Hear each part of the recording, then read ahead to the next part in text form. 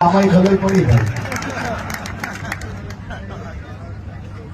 તો જિગ્નેશભાઈ જેવા કવિરાજ જેમના માધ્યમથી આજે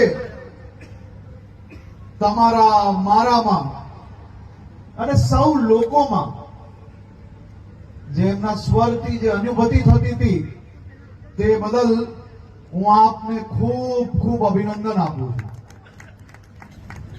જિગ્નેશભાઈ કવિરાજે આપણી ગુજરાતની સંસ્કૃતિને ગુજરાતના જ ખૂણે ખૂણે નહીં પરંતુ દેશ અને વિદેશની ધરતીઓ પર બી જઈને માત્ર ગુજરાતીઓને નહીં ગોરિયાઓને બી આપણી સંસ્કૃતિ નજરે પડે તેવી અદ્ભુત આપણી સંસ્કૃતિ દુનિયા સુધી પહોંચાડી છે. હું એમને રાજ્યના ઉપમુખ્યમંત્રી તરીકે નહીં પરંતુ આ રાજ્યના નાગરિક તરીકે અભિનંદન આપવા આવ્યો છું.